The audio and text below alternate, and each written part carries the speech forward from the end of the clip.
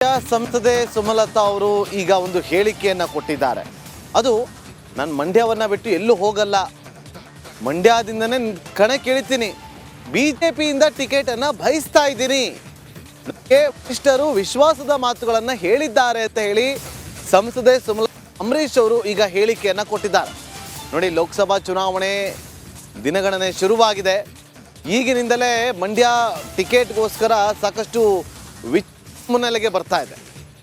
ಮಂಡ್ಯ ಸಂಸದೆ ಸುಮಲತಾ ಅಂಬರೀಶ್ ಅವರಿಗೆ ಬಿಜೆಪಿಯಿಂದ ಟಿಕೆಟ್ ಸಿಗುತ್ತಾ ಅಥವಾ ಟಿಕೆಟ್ ಸಿಗದಿದ್ರೆ ಏನು ಮಾಡ್ತಾರೆ, ಬೇರೆ ಯಾವುದಾದ್ರು ಕ್ಷೇತ್ರಗಳಿಗೆ ನಿಲ್ಲಿ ಅಂತೇಳಿ ವರಿಷ್ಠರು ಸೂಚನೆ ಕೊಡ್ತಾರಾ, ಮೈತ್ರಿ ಇದಕ್ಕೆ ಒಪ್ಪಿಕೊಳ್ಳುತ್ತಾ, ಈ ಎಲ್ಲ ಪ್ರಶ್ನೆಗಳು ಎದ್ದೇಳ್ತಾ ಇದೆ. ಅಂತೆ ಕಂತೆಗಳು ಶುರುವಾಗಿದೆ.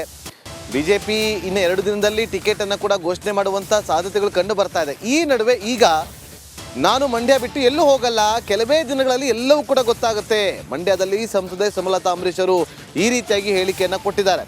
ಟಿಕೆಟ್ ಯಾರಿಗೆ ಅಂತ ಹೈಕಮಾಂಡ್ ಹೇಳಬೇಕು. ನಾನು ಬಿಜೆಪಿ MP ಆಗೋಕ್ಕೆ ಆಸೆ ಪಡ್ತೀನಿ, ನನಗೆ ವರಿಷ್ಠರು ವಿಶ್ವಾಸದ ಮಾತನ್ನು ಹೇಳಿದ್ದಾರೆ ಅಂತೇಳಿ ಮಂಡ್ಯದಲ್ಲಿ ಸಂಸದೆ ಸುಮಲತಾ ಅಂಬರೀಶ್ ಅವರು ಹೇಳಿಕೆಯನ್ನು ಕೊಟ್ಟಿದ್ದಾರೆ. ಕೇಳಿ. ಹೋಗಲ್ಲ ಅನ್ನೋ ನನ್ನ ನಿರ್ಧಾರ ಯಾವತ್ತಿಗೂ ಅಚಲ. ಇದಕ್ಕೆ ಈ ಕ್ವೆಶ್ಚನ್ ನೀವು 1 ವರ್ಷದಿಂದ ಅಥವಾ 6 ತಿಂಗಳಿಂದ ಅಥವಾ 3 ತಿಂಗಳಿಂದ 10 ಬಾರಿ ಕೇಳಿದ್ದೀರಾ.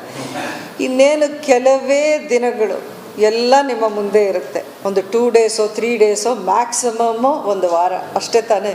ಕಾಯಿರಿ, ಯಾವಾಗ ಮಾತಾಡೋಣ. ಈಗ ಮೈತ್ರಿ ಧರ್ಮ ಅನ್ನೋ ಮಾತು ಇಬ್ಬರು ಪಕ್ಷಗಳ 2 ಪಕ್ಷಗಳ ನಡುವೆ ಆಗುವಂಥ ಮಾತು ಮೈತ್ರಿ ಅನ್ನೋದು. ನಾನು NDA ಅಲ್ಲ, ನಾನು BJP ಪಕ್ಷಕ್ಕೆ ಸೇರಿಕೊಳ್ಳೋ ಅಂಥ BJP MP ಆಗೋಕ್ಕೆ ನಾನು ಆಸೆ ಪಡ್ತಾ ಇರೋದು.